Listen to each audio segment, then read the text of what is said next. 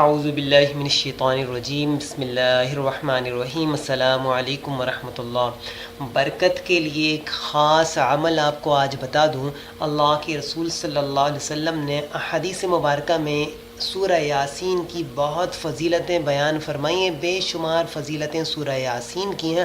آج اسی سے متعلق ہماری ویڈیو ہے۔ احادیث مبارکہ میں سورہ یاسین کے بہت سے فضائل بیان ہوئے۔ ہر چیز کے لیے ایک دل ہوا کرتا ہے اور قرآن شریف کا دل سورہ یاسین ہے۔ جو شخص اس سورت کو اللہ کی خوشنودی کے لیے پڑھے گا، اللہ اس کے لیے 10 قرآنوں کا ثواب لکھ دیتے ہیں۔ ایک روایت میں آتا ہے اللہ تعالیٰ نے سورہ یاسین کو زمین و آسمان کے پیدا کرنے سے 1000 برس پہلے پڑھا۔ جب فرشتوں نے سنا تو کہنے لگے خوشی ہے اس امت کے لیے جس پر یہ قرآن اتارا جائے گا، اور خوشی ہے ان دلوں کے لیے جو اس کو یاد کریں گے، اور خوشحالی ہے ان زبانوں کے لیے جو اس کی تلاوت کیا کریں گی۔ ایک حدیث میں اللہ کے رسول نے فرمایا جو شخص سورہ یاسین کو صرف اللہ کی رضا کے واسطے پڑھے، اس کے پہلے سب گناہ معاف ہو جاتے ہیں۔ بس اس سورت کو اپنے مردوں پر ضرور پڑھا کرو۔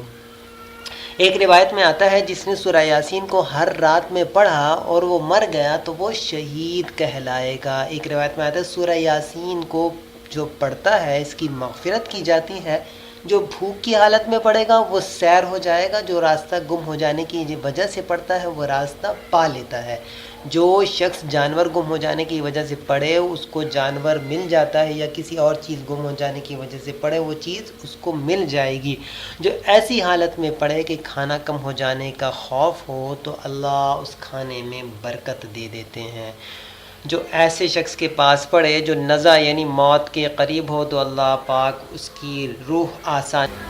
حدیث مبارکہ میں اللہ کے رسول صلی اللہ علیہ وسلم نے فرمایا جو اس سورت کو صبح فجر کی نماز کے بعد ایک مرتبہ پڑھ لے، اللہ پاک اس کے سارے کاموں کے لیے، دن کے سارے کاموں کے لیے اللہ کافی ہو جاتے ہیں، اللہ اس کی کفایت فرماتے ہیں۔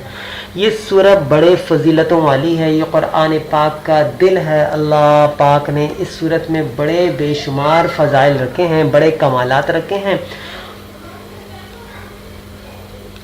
رزق میں برکت کے لیے، دکان میں برکت کے لیے، گھر میں مال و دولت میں برکت کے اضافے کے لیے میرے عزیز دوستوں اور بزرگوں، یہ سورت بڑے کمالات پر مبنی ہے۔ اس سورت کی تلاوت اپنے گھر میں، دکان میں، کاروبار میں ضرور اس کا اہتمام فرمائے۔ اللہ پاک ہم سب کو عمل کی توفیق نصیب فرمائے۔ السلام علیکم ورحمۃ اللہ۔ کیا ہے یہ؟